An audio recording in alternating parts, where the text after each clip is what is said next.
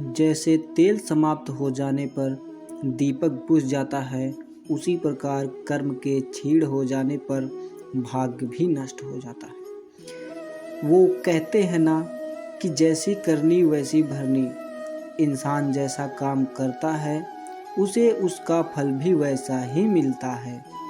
अगर आपने अच्छे कर्म किए होंगे तो आपको उसका अच्छा फल मिलेगा, और आपने बुरे कर्म किए होंगे तो आपको उसका बुरा फल मिलेगा। यदि किसी के साथ कुछ बुरा होता है तो लोग कहते हैं कि उसने पिछले जन्म में जरूर ही कुछ बुरा किया होगा, इसलिए ही उसके साथ ऐसा बुरा हुआ।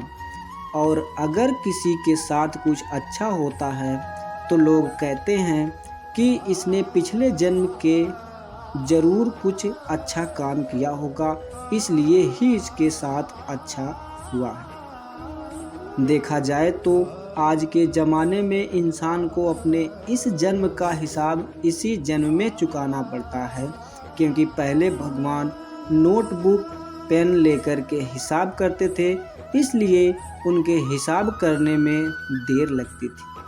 आज के ज़माने में भगवान के पास भी लैपटॉप आ गया है, तो उन्हें इंसान के कर्म का फल देने में यानी कि हिसाब करने में देरी नहीं लगती है। आज की एक कहानी जैसी करनी वैसी भरनी भी उसी के बारे में है। एक बार एक व्यक्ति को रास्ते में यमराज मिल जाते हैं। वो व्यक्ति उन्हें पहचान नहीं पाया। यमराज ने उस व्यक्ति से पीने के लिए पानी मांगा। उस व्यक्ति ने बिना कुछ सोचे और बिना एक भी क्षण गवाए यमराज को पानी पिला दिया। पानी पीने के बाद यमराज ने उस व्यक्ति को बता दिया कि वो उसके प्राण लेने के लिए आए हैं, किंतु उस व्यक्ति ने यमराज की प्यास बुझाई थी, इसलिए वो उन्हें अपनी किस्मत बदलने का एक मौका देते हैं।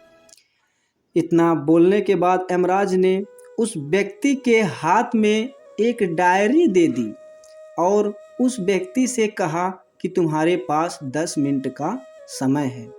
इस डायरी में तुम जो भी लिखोगे वही सच में हो जाएगा, लेकिन ध्यान रखना कि तुम्हारे पास केवल 10 मिनट ही है। उस व्यक्ति ने डायरी खोलकर देखा कि पहले ही पेज पर लिखा था कि उसके दोस्त को लॉटरी निकलने वाली है और वो करोड़पति बनने वाला है। वो व्यक्ति ने वहाँ लिख दिया कि उसके दोस्त को लॉटरी ना लगे। अगले पेज पर लिखा था कि उसका एक रिश्तेदार चुनाव जीतकर मंत्री बनने वाला है। उसने वहाँ पर लिख दिया कि रिश्तेदार चुनाव हार जाए। इसी तरह वो पेज पलटता रहा और अंत में उसे अपना पेज दिखाई दिया। जैसे ही उसने कुछ लिखने के लिए अपना पेन उठाया ही यमराज ने उस व्यक्ति के हाथ में से डायरी वापस ले ली और कहा कि वत्स, तुम्हारे 10 मिनट अब ख़त्म हो गए हैं, अब कुछ भी नहीं हो सकता है।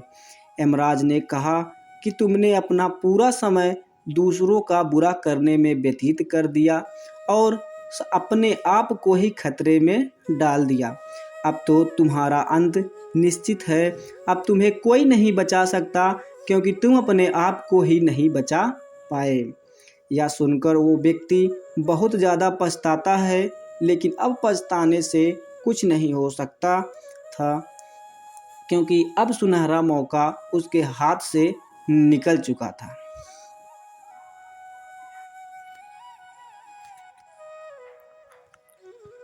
मोरल: अगर भगवान ने आपको कोई शक्ति दी है तो कभी किसी का बुरा ना सोचे और ना ही किसी का बुरा करे।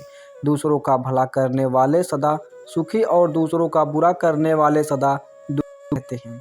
अगर आपको स्टोरी जैसी करनी वैसी भरनी या मोरल स्टोरी इन हिंदी अच्छी लगी हो तो अपने दोस्तों के साथ भी शेयर कीजिए और कमेंट में ज़रूर बताइए कि कैसी लगी हमारी स्टोरी।